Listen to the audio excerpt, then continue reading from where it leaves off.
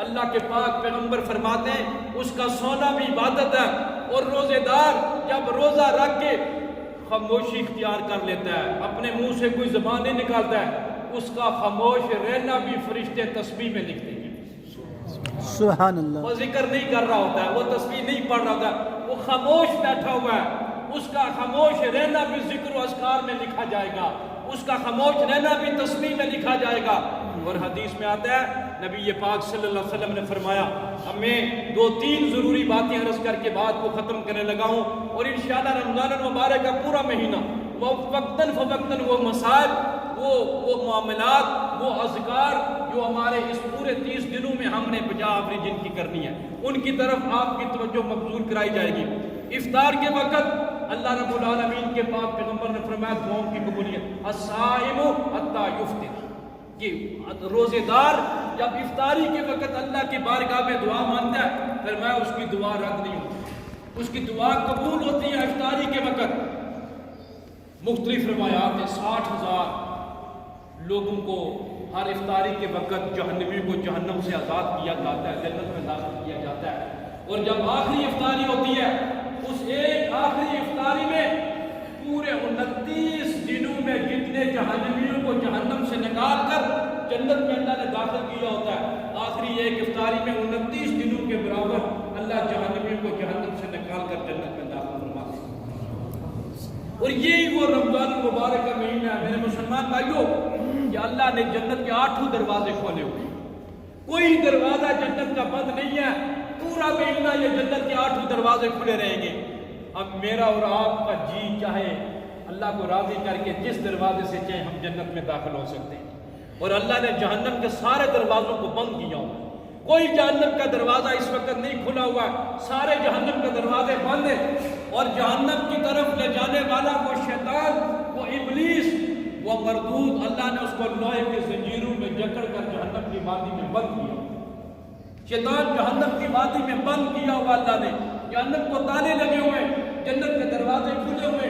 آپ افطاری کے وقت بھی جنت حاصل کر سکتے ہیں، آپ نماز تراویح کے وقت بھی جنت حاصل کر سکتے ہیں، آپ رات کو اس سحری سے پہلے اٹھ کے چند رکعت نماز تہجد پڑھ کے بھی جنت الاٹ کروا سکتے ہیں۔ آپ سحری کے لیے اٹھیں، اللہ کے پاک پیغمبر نے فرمایا خالف الیہود والنصارى، کہ تم یہود و نصارہ کی مخالفت کرو۔ صحابہ نے پوچھا یا رسول اللہ یہود و نصارہ کی مخالفت کیسے؟ حضور نے فرمایا یہودی بھی روزہ رکھتے ہیں، عیسائی بھی روزہ رکھتے ہیں، مسلمانوں کے اور یہودیوں اور عیسائیوں کے روزے میں فرق یہ ہے کہ یہودی اور عیسائی سحری کا کھانا نہیں کھاتے، یہودی اور عیسائی سحری کا کھانا نہیں کھاتے۔ حضور نے فرمایا مسلمان سحری کے کھانے کے لیے اٹھے، اور اللہ کے پاک پیغمبر نے فرمایا ان اللہ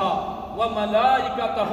یصلون علی المتسحرین، کہ بے شک اللہ اور اللہ کے فرشتے سحری کھانے والوں پہ اپنی رحمت بھیجتے ہیں۔ اللہ اکبر، اللہ اکبر، اللہ اکبر، کتنی بڑی رحمت ہے اللہ کی، موسلا دھار بارش کی طرح یہ رحمت برس رہی ہے۔ میں نے پہلے کہا کوئی لمحہ بھی خالی نہیں ہے، کوئی منٹ اور کوئی سیکنڈ اور کوئی گھڑی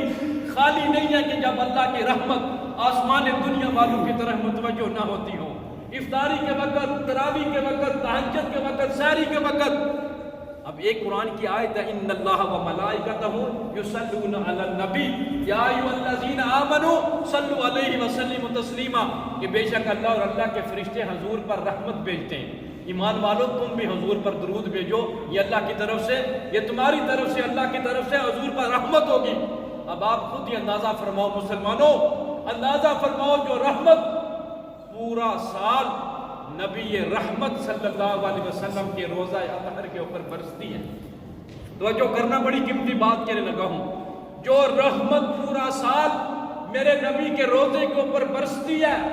جب رمضان کا مہینہ آتا ہے حضور کا امتی سحری کا کھانا کھانے کے لیے اٹھتا ہے، وہی اللہ کی رحمت اور فرشتوں کی رحمت سحری کھانے والے حضور کے امتی کے اوپر بھی برسنا شروع ہو جاتا ہے۔ کوئی بری بری باتیں سنی اپنے کانوں سے تو یاد رکھو آپ کے کانوں میں جب کسی کی غیبت کی آواز پڑی ہے، آپ روزے کی حالت میں، آپ کے روزے کے ثواب میں کمی واقع ہو جائے گی۔ اپنی زبان سے اگر غیبت کی یا برا بھلا کسی کو کہا، آپ کے روزے کمی آ جائے گی، آپ نے نگاہوں کی حفاظت نہ کی، آپ کے روزے کے ثواب کے اندر کمی آ جائے گی۔ لعلکم تتقون کہ زمرے میں ہم اسی وقت اتریں گے جب ہم یہ تصور کریں ہماری آنکھوں کا بھی روزہ ہے، جب ہم یہ تصور کریں ہمارے کانوں کا بھی روزہ ہے، جب ہم یہ تصور کریں کہ ہماری زبان کا بھی روزہ ہے، جب ہم یہ تصور کریں ہمارے ہاتھوں کا بھی روزہ ہے، ان ہاتھوں سے حرام نہ کمائیں، جب ہم یہ تصور کریں ہمارے قدموں کا بھی روزہ ہے، یہ قدم برائی کی طرف اٹھ کر نہ جائیں، گناہ کی طرف اٹھ کر نہ جائیں، نافرمانی کی طرف اٹھ کر نہ جائیں، تو میرے مسلمان بھائیوں میں پورے وثوق سے کہتا ہوں اگر آپ نے نگاہوں کی حفاظت کی، کانوں کی حفاظت کی، زبان کی حفاظت کی، ہاتھوں کی حفاظت کی، قدموں کی حفاظت کی، انشاءاللہ 30 روزے مکمل کرنے کے بعد اللہ رب العالمین نے جو قرآن میں فرمایا لعلکم تتقون کہ میں نے روزے اس لیے فرض کیے تھے تاکہ تم متقی اور پرہیزگار بن جاؤ، میں دعوے کے ساتھ کہتا ہوں آپ انشاءاللہ متقی اور پرہیزگار کی صفوں میں شامل ہو جائیں گے انشاءاللہ۔ تو انشاءاللہ رمضان مبارک آخری جو آپ سے اپیل کرنی ہے وہ یہ ہے، آپ کا یہ ادارہ، اس ادارے میں اس سال الحمدللہ 15 بچوں نے قرآن کریم حفظ کی شہادت حاصل کی ہے۔ لاک ڈاؤن کی وجہ سے ہم ان طلباء کے اعزاز میں پروگرام نہ کر سکے، لیکن کل ہمارے بھائی سابق ایڈمنسٹریٹر چودھری خالد بلوچ صاحب نے اپنی طرف سے ان بچوں کے سروں پہ پگڑیاں بھی باندھی ہیں، ان کو انعامات سے بھی نوازا ہے۔ آپ حضرات نے شاید سوشل میڈیا پہ بھی دیکھا ہوگا۔ تو انشاءاللہ لاک ڈاؤن کے اختتام پر ہم ان طلباء کی دستار بندی کریں گے۔ اس لاک ڈاؤن کے عرصے میں جب آپ کے ملک کے سکول بند تھے،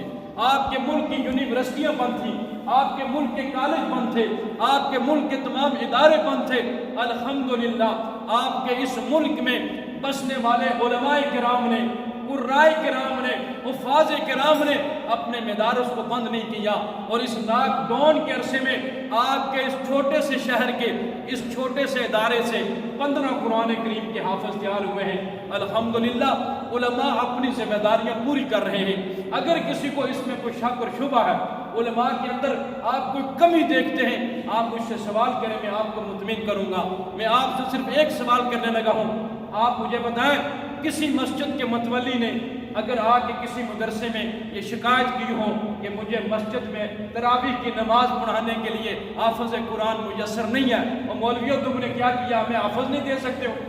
کوئی آدمی کھڑے ہو کر یہ بتائے کہ کسی کی مسجد میں نماز تراویح میں قرآن سنانے والا حافظ موجود نہیں ہے؟ ایسا کوئی واقعہ نہیں ہے۔ الحمدللہ یہ رٹا کی مسجد ہے، جامع مسجد عثمان غنی، وہاں 12 حافظ قرآن اس مدرسے کے موجود ہیں، اور 20 رکعت نماز تراویح 5 حافظ قرآن پڑھا رہے ہیں۔ ایک مسجد میں 5 حافظ قرآن، ایک 4 پڑھاتا ہے، دوسری 4 پڑھاتا ہے، تیسری 4 پڑھاتا ہے، پھر چوتھا آتا ہے وہ 4 پڑھاتا ہے، پھر 5واں آتا ہے وہ 4 پڑھاتا ہے۔ یعنی مساجد کم پڑ گئی ہیں اور حافظ قرآن کی تعداد بڑھتی جا رہی ہے۔ سبحان ہم اللہ۔ اپنی ذمہ داری اکثر انداز میں پوری کر رہے ہیں، بفضل اللہ تعالی، اللہ کے فضل سے ہم اپنی ذمہ داری پوری کر رہے ہیں۔ آپ کو میں یہ نہیں کہنا چاہتا کہ آپ اپنی ذمہ داریوں سے سبق دوش ہیں، آپ حضرات بھی مبارکباد کے مستحق ہیں کہ آپ نے علماء کو کبھی تنہا نہیں چھوڑا، آپ نے ان مدارس والوں کو کبھی تنہا نہیں چھوڑا، ہمیں آپ نے در در پہ بھیک مانگنے کے لیے نہیں چھوڑا کبھی۔ آپ ان مدارس کی ضروریات کو پورا کر دیں، آپ خراج تحسین کے مستحق ہیں، اور میں انشاءاللہ اللہ کی ذات سے امید رکھتا ہوں یہی حفاظ قرآن جو آج مساجد میں نماز تراویح میں قرآن سنا رہے ہیں، یہ آپ کے لیے اور آپ کے والدین کے لیے بھی صدقہ جاریہ کے طور پر ثواب مل رہا ہے۔ یہاں طلباء کی بڑی تعداد جہاں رہتی ہے، آپ سے اپیل ہے ان کے لیے آپ افطاری کا انتظام کریں، گھروں کے اندر اور آپ کے شہروں کے اندر، ہوٹلوں کے اندر بڑی بڑی افطار پارٹیاں ہوتی ہیں، لیکن یہاں بغیر نمود و نمائش کے ہوگی۔ یہاں قرآن پڑھنے والے طلباء 40 45 50 کی صورت میں یہاں موجود ہیں، آپ ان کے لیے افطاری کا انتظام کریں، افطاری ان کے لیے بھیجیں، ثواب کا کام بھی ہے اور ان کے ساتھ ہمدردی اور غمخواری بھی ہے، کیونکہ حضور نے فرمایا رمضان کا مہینہ غمخواری کا مہینہ ہے۔ یہ اللہ کے مہمان ہیں، اللہ کے رسول صلی اللہ علیہ وسلم کے مہمان ہیں، اور پھر میرے اور آپ کے مہمان ہیں، اس لیے کہ یہ اللہ کا قرآن سیکھ رہے ہیں یا نبی کا فرمان سیکھ رہے ہیں، اور ہمارے شہر، ہماری بستی، ہمارے محلے کے اندر آ کے سیکھ رہے ہیں، لہذا یہ ہمارے مہمان ہیں۔ رمضان المبارک کی جو 27 یا 28 افطاریاں رہتی ہیں، میں آپ سے اپیل کروں گا کوئی دن خالی نہ ہو کہ آپ حضرات کی طرف سے ایک ایک افطاری ان کے لیے نہ آئے۔ اللہ آپ کی افطاریوں کو قبول فرمائے، اور آپ کو اس بات کا بھی علم ہے کہ سال بھر جو مدارس دینیہ کے طلباء کے اوپر ہم اخراجات کرتے ہیں، ہمارے سالانہ خرچ اخراجات 40 لاکھ روپیہ ہیں، جس میں طلباء کا خورد و نوش ہے، ان کی ضروریات کا انتظام ہے، ان کی دوائی دارو ہے، جو غریب اور مستحق طلباء ان کی کتابیں اور ان کا لباس ہے، اور 3 ٹائم ان کا کھانا ہے، ان کے اساتذہ جن کی تعداد 10 ہے، ان کی تنخواہیں ہیں۔ آپ کو پتہ ہے مدارس میں پڑھنے والے طلباء غریب ہوتے ہیں، ہم ان سے کسی قسم کی فیس نہیں لیتے ہیں، اور ہمارے حکمران ان اداروں کے ساتھ ایک پائی کی مدد نہیں کرتے۔ مدد کرنا تو دور کی بات ہے، ہمیں عالمی دنیا کے سامنے کبھی دہشت گرد کے منظر کے طور پر پیش کرتے ہیں، کبھی تخریب کار کے طور پر پیش کرتے ہیں، کبھی بنیاد پرست کے طور پر پیش کرتے ہیں، کبھی دقیانوس کے طور پر ہمیں پیش کرتے ہیں۔ عالمی دنیا کے سامنے ہمیں الٹا ذلیل کیا جاتا ہے، پروپیگنڈا کیا جاتا ہے ہمارے خلاف، لیکن ہم نے کبھی حکمرانوں کے ہاتھوں کی طرف نہیں دیکھا، ہم ہمیشہ اللہ کی رحمت کی طرف دیکھتے ہیں، اور ان دیندار غیرت مند مسلمانوں کی طرف دیکھتے ہیں جو 5 وقت کی نماز پڑھتے ہیں، بیت اللہ کا حج کرتے ہیں، اپنے چہرے پہ سنت رسول سے جاتے ہیں، اور فرائض اور سنن کا اہتمام کرتے ہیں۔ تو آپ سے میں یہ اپیل کروں گا، رمضان المبارک کا مہینہ، یہاں آپ اپنے حلال مال سے زکوٰۃ نکالیں گے تو زکوٰۃ کی ادائیگی کے وقت آپ اس مدرسے میں پڑھنے والے 180 طلباء کی ضروریات کا ضرور خیال رکھیں۔ اپنی زکوٰۃ میں یہ نہیں کہتا کہ آپ پوری کی پوری زکوٰۃ یہیں پہ دیں، اور بھی ادارے موجود ہیں، اور بھی غرباء موجود ہیں، مساکین موجود ہیں، بیواگان موجود ہیں، ضعیف لوگ موجود ہیں، معذور لوگ موجود ہیں۔ میں یہ نہیں کہتا ہوں کہ آپ ساری زکوٰۃ یہاں لا کے دیں، آپ ان کی ضروریات کا بھی خیال کریں، اور رمضان المبارک کے ان 28 ایام میں آپ سے یہ امید رکھوں گا کہ جو 40 لاکھ روپیہ اس مدرسے کا سالانہ خرچ ہے، آپ انشاءاللہ اپنی پوری کوشش کے ساتھ، اپنی پوری جستجو کے ساتھ ان ضروریات کو پورا کریں گے انشاءاللہ۔ کہہ دیں انشاءاللہ، انشاءاللہ، انشاءاللہ۔ آپ کی اپنی زکوٰۃ، اپنے عزیز و کارم کی بہن بھائیوں کی، اور بالخصوص دیار غیر میں رہنے والے میرے وہ بہن بھائی جن کے پاس ہر سال میں خود چل کے جایا کرتا تھا، اور الحمدللہ دیار غیر میں ہمارے جو مسلمان بہن بھائی ہیں محنت مزدوری کر کے اپنے حلال کے مال سے زکوٰۃ، فدیہ اور فطرانہ میرے ذریعے سے ان طلباء کے لیے دیتے تھے۔ 2 سال اس لاک ڈاؤن کی وجہ سے میں وہاں نہ جا سکا، آپ حضرات سے گزارش ہے جن کے عزیز و کارم بہن بھائی وہاں موجود ہیں، آپ ان کو بھی اس طرف آگاہ کریں تاکہ یہ دین کا مرکز، یہ توحید و سنت کا مرکز، یہ اہل سنت کا مرکز، یہ قرآن اور حدیث اور فقہ اور تفسیر کے یہ یہاں سے جو بہاریں انشاءاللہ یہ پوری دنیا کے اندر جائیں گی۔ اللہ تعالیٰ میرا اور آپ کا حامی و ناصر ہو۔ وآخر دعواہم ان الحمدللہ رب العالمین۔